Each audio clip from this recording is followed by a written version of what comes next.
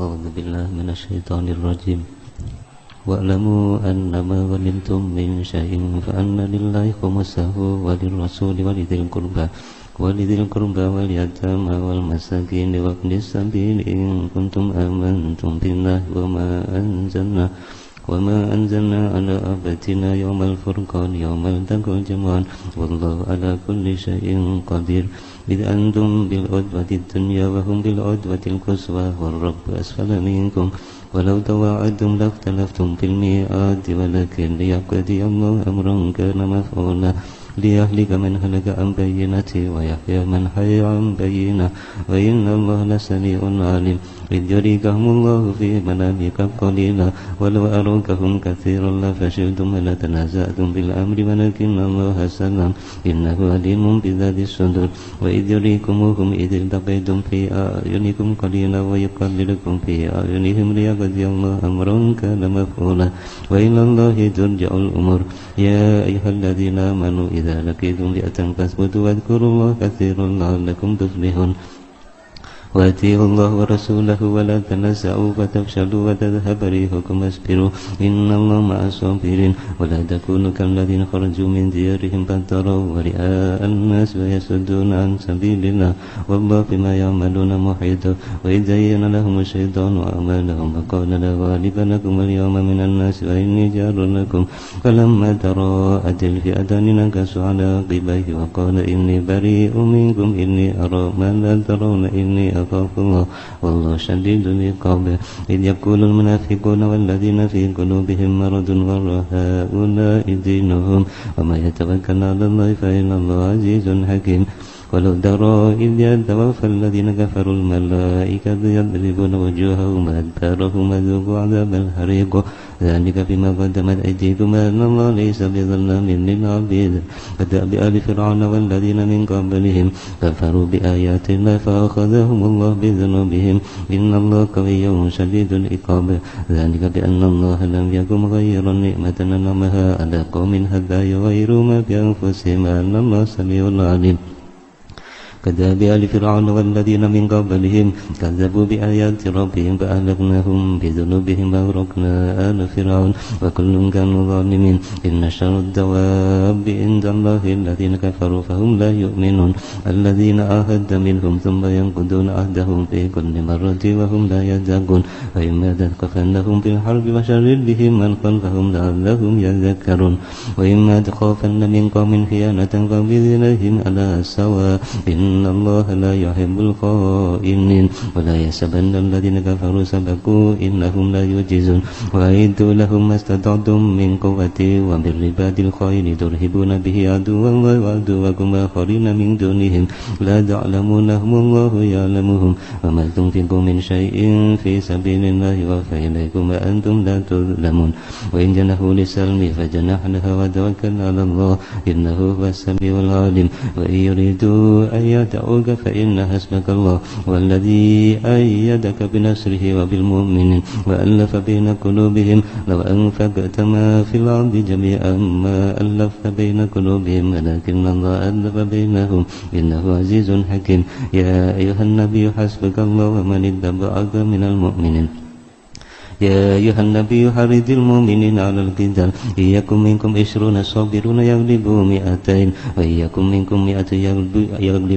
يغلبوا 1000 من الذين كفروا بأنهم قوم لا يفقهون الآن خفف الله عنكم وعلم أن فيكم ضعفا فإن يكن منكم 100 صابرة يغلبوا 200 وإن يكن منكم 1000 يغلبوا 2000 بإذن الله والله مع الصابرين ما كان لنبي أن يكون له أسرى حتى يسكن في الأرض تريدون عرض الدنيا والله يريد الآخرة والله عزيز حكيم لولا كتاب من الله سبق لمسكم فيما أخذتم عذاب عظيم فكلوا مما غنمتم حلالا طيبا واتقوا الله إن الله غفور رحيم يا أيها النبي قل لمن في أيديكم من الأسرى يعلم الله في قلوبكم خيرا يؤتكم خيرا مما أخذ منكم ويغفر لكم والله غفور رحيم وإن يريدوا خيانتك فقد خانوا الله الله من قبل وأمكن منهم والله عليم حكيم إن الذين آمنوا وهاجروا وجاهدوا في سبيل الله إن الذين آمنوا والذين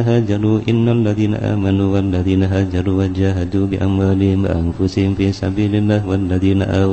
والذين آووا ونصروا أولئك بعضهم أولياء بعض والذين آمنوا ولم يهاجروا ما لكم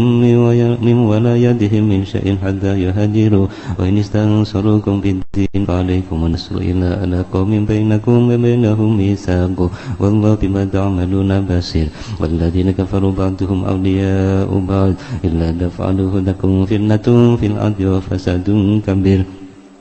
والذين آمنوا وهاجروا وجاهدوا في سبيل الله والذين آووا ونصروا أولئك هم المؤمنون حقا لهم مغفرة ورزق كريم والذين آمنوا من بعد وهاجروا وجاهدوا معكم فأولئك منكم وأولو الأرحام بعضهم أولى ببعض في كتاب الله إن الله بكل شيء عليم براءة من الله ورسوله إلى الذين آهدتم من المشركين فسيحوا في الأرض 4 أشهر واعلموا أنكم غير معجز الله وأن الله مخزي الكافرين وأذان من الله ورسوله إلى الناس يوم الحج الأكبر أن الله بريء من المشركين ورسوله فإن تبتم فهو خير لكم وإن توليتم فاعلموا أنكم غير معجز الله وبشر الذين كفروا بعذاب أليم إلا الذين عاهدتم من المشركين ثم لم ينقصوكم شيئا ولم يظاهروا عليكم أحدا فأتموا إليهم عهدهم إلى مدتهم إن الله يحب المتقين فإذا انسلخ الأشهر الحرم فاقتلوا المشركين حيث وجدتموهم وخذوهم واحصروهم واقعدوا لهم كل مرصاد فإن تابوا وأقاموا الصلاة وآتوا الزكاة فخلوا سبيلهم إن الله غفور رحيم وإن أحد من المشركين استجارك فأجره حتى يسمع كلام الله ثم يبلغه مأمنا ذلك بأنهم قوم لا يعلمون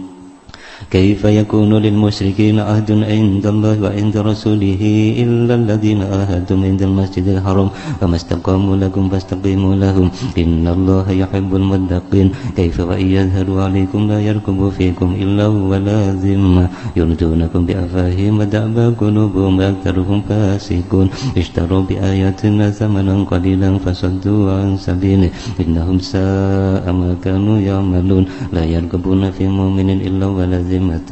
وأولئك هم المهتدون فإن تابوا وأقاموا الصلاة وآتوا الزكاة وإخوانكم في الدين ونفصل الآيات لقوم يعلمون فإن نكثوا أيمانهم من بعد عهدهم وطعنوا في دينكم فقاتلوا أئمة الكفر إنهم لا أيمان لهم لأنهم ينتهون ألا تقاتلون قوما نكثوا أيمانهم أهموا بإخراج الرسول وهم بدأوكم أول مرة أتخشونهم فالله أحق أن تخشوه إن كنتم مؤمنين قاتلوهم يعذبهم الله بأيديكم ويخزيهم وينصركم عليهم ويشفي صدور قوم مؤمنين ويذهب غيظ قلوبهم ويتوب الله على من يشاء والله عليم حكيم أم حسبتم أن تدركوا ولما يعلم الله الذين جاهدوا منكم ولم يتخذوا من دون الله ولا رسوله ولا المؤمنين وليا والله خبير بما تعملون ما كان للمشركين أن يعمروا مساجد الله شاهدين على أنفسهم بالكفر أولئك حبطت أعمالهم في النار هم خالدون إنما يعمر مساجد الله من آمن بالله واليوم الآخر وأقام الصلاة وآتى الزكاة ولم يخش إلا الله فعسى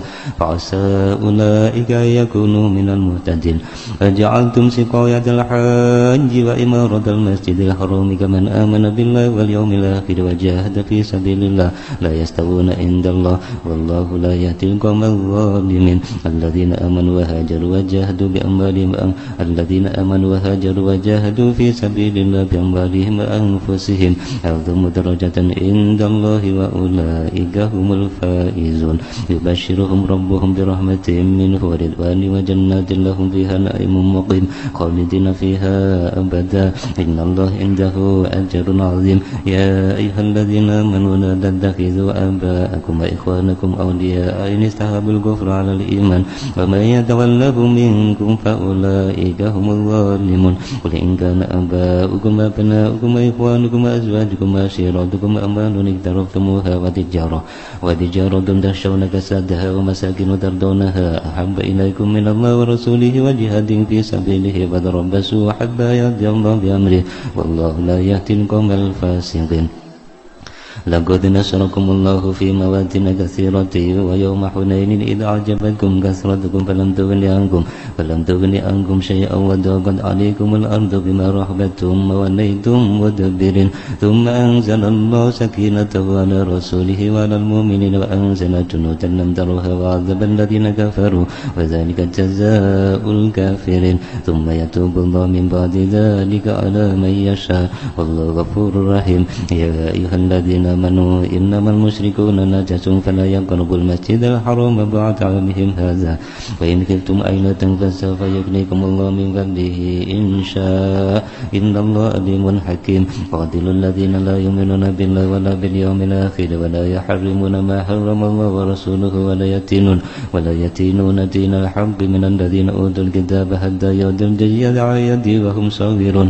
وقالت اليهود عزير ابن الله وقالت النصارى المسيح ابن الله ذلك قولهم بأفواههم يضاهئون قول الذين كفروا من قبل قاتلهم الله أن يؤفكون اتخذوا أحبارهم ورهبانهم أربابا من دون الله والمسيح ابن مريم وما أمروا إلا ليعبدوا إلها واحدا لا إله إلا هو سبحانه عما يشركون يريدون أن يطفئوا نور الله بأفواههم ويأبى الله إلا أن يتم نوره ولو كره الكافرون والذي أرسل رسوله بالهدى ودين الحق ليظهره على الدين كله ولو كره المشركون يا أيها الذين آمنوا إن كثيرا من الأحبار والرهبان ليأكلون أموال الناس بالباطل ويصدون عن سبيل الله والذين يكنزون الذهب والفضة ولا ينفقونها في سبيل الله فبشرهم بعذاب أليم يوم يحمى عليها في نار جهنم فتكوى بها جباههم وجنوبهم وظهورهم هذا ما كنزتم لأنفسكم فذوقوا ما كنتم تكنزون إن عدة الشهور عند الله 12 شهرا في كتاب الله يوم خلق السماوات والأرض منها 4 حرم ذلك الدين القيم فلا تظلموا فيهن أنفسكم وقاتلوا المشركين كافة كما يقاتلونكم كافة واعلموا أن الله مع المتقين إنما النسيء زيادة في الكفر يضل به الذين كفروا يحلونه عاما ويحرمونه عاما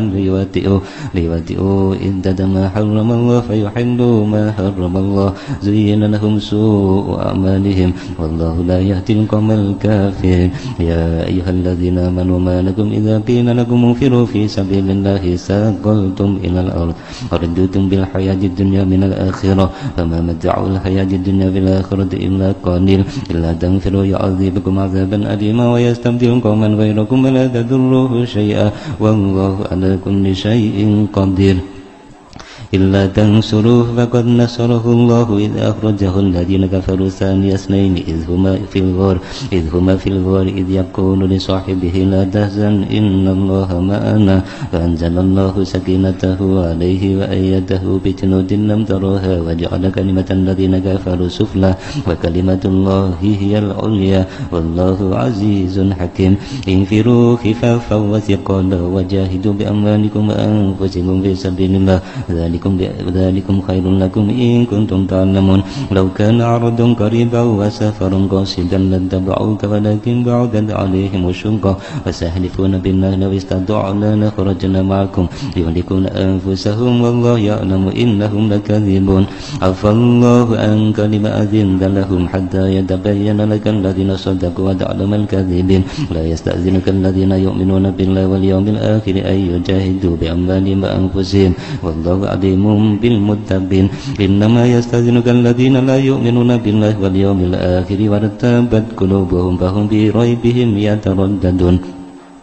ولو أرادوا الخروج لأعدوا له عدة ولكن كره الله بأسهم فثبتهم وقيل اقعدوا مع القائدين لو خرجوا فيكم ما زادوكم إلا خبالا ولا أوضعوا خلالكم يبغونكم الفتنة وفيكم سماعون لهم والله عليم بالظالمين لقد ابتغوا الفتنة من قبل وقلبوا لك الأمور حتى جاء الحق وظهر أمر الله وهم كارهون ومنهم من يقول ائذن لي ولا تفتني ألا في الفتنة سقطوا وإن جهنم لمحيطة بالكافرين إن تصبك حسنة تسؤهم وإن تصبك مصيبة يقولوا قد أخذنا أمرنا من قبل ويتولوا وهم فرحون قل لا يصيبنا إلا ما كتب الله لنا هو مولانا وعلى الله فليتوكل المؤمنون قل هل تربصون بنا إلا إحدى الحسنيين ونحن نتربص بكم أن يصيبكم الله بعذاب من عنده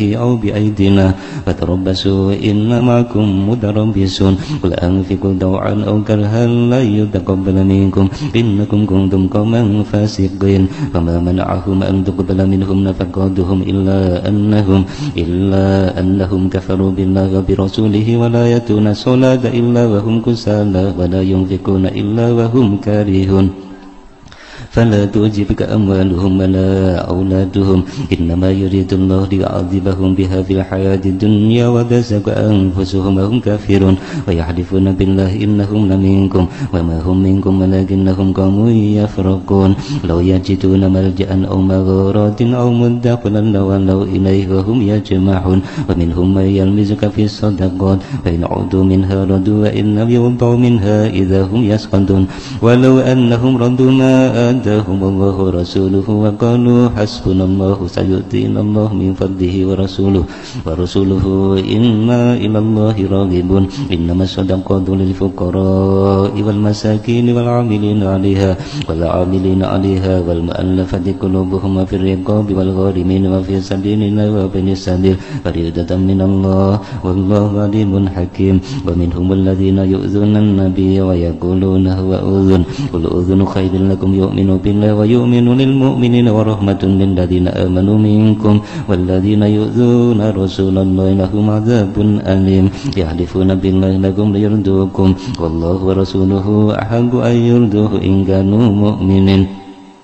ألم يعلموا أنه من يحادث الله ورسوله فأن له نار جهنم خالدا فيها ذلك الخزي العظيم يحذر المنافقون أن تنزل عليهم سورة تنبئهم بما في قلوبهم قل استهزئوا إن الله مخرج ما تحذرون ولئن سألتهم ليقولن إنما كنا نخوض ونلعب قل أبالله وآياته ورسوله كنتم تستهزئون لا تعتذروا قد كفرتم بعد إيمانكم إن نعفو عن طائفة منكم نعذب طائفة بأنهم كانوا مجرمين المنافقون والمنافقات بعضهم من بعض يأمرون بالمنكر وينهون عن المعروف ويقبضون أيديهم نسوا الله فنسيهم إن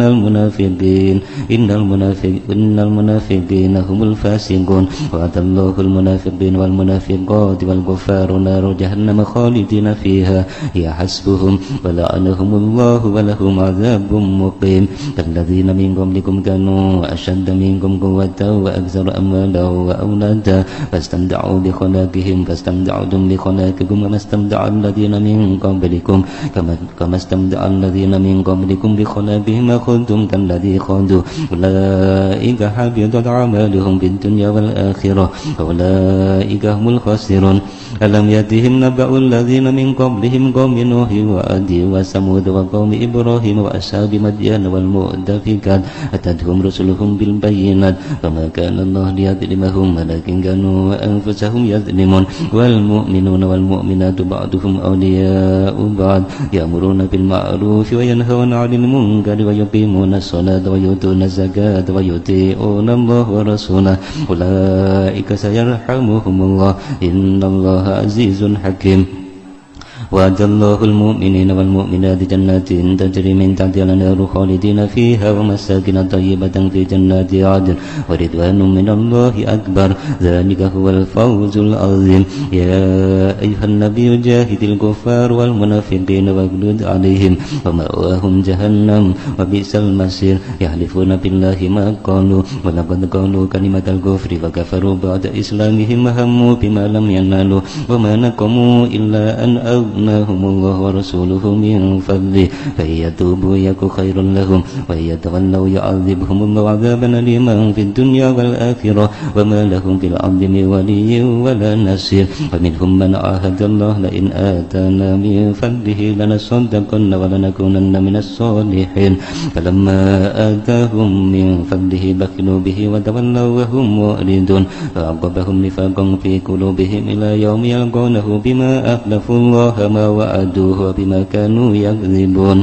ألم يعلموا أن الله يعلم سرهم ونجواهم وأن الله علام الغيوب الذين يلمزون المتطوعين من المؤمنين في الصدقات والذين لا يجدون إلا جهدهم ويسخرون منهم سخر الله منهم ولهم عذاب أليم استغفر لهم أو لا تستغفر لهم إن تستغفر لهم 70 مرة فلن يغفر الله لهم ذلك بأنهم كفروا بالله ورسوله والله لا يهدي القوم الفاسقين فرح المخلفون بمقعدهم خلاف رسول الله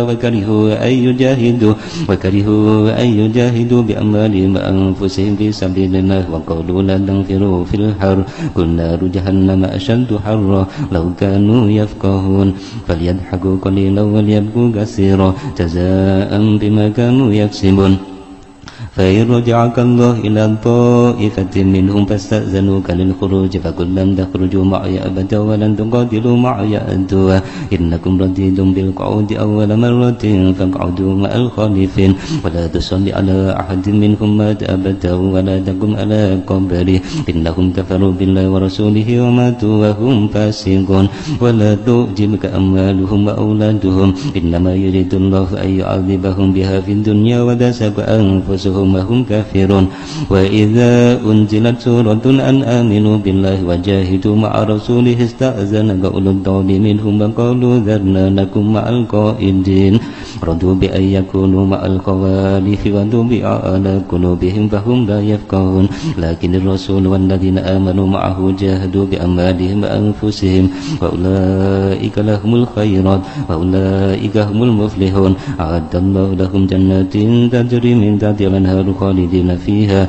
ذلك الفوز العظيم وجاء المعذرون من الأعراب ليؤذن لهم وقعد الذين كذبوا الله ورسوله سيصيب الذين كفروا منهم عذاب أليم ليس على الضعفاء ولا على المرضى ولا على الذين لا يجدون ما ينفقون حرج إذا نصحوا لله ورسوله ما على المحسنين من سبيل والله غفور رحيم ولا على الذين إذا ما أدوك لتحملهم قلت لا أجد ما أحملكم عليه تولوا أعينهم تفيض من الدمع حزنا ألا يجدوا ما ينفقون إنما السبيل على الذين يستأذنونك وهم أغنياء رضوا بأن يكونوا مع الخوالف وطبع الله على قلوبهم فهم لا يعلمون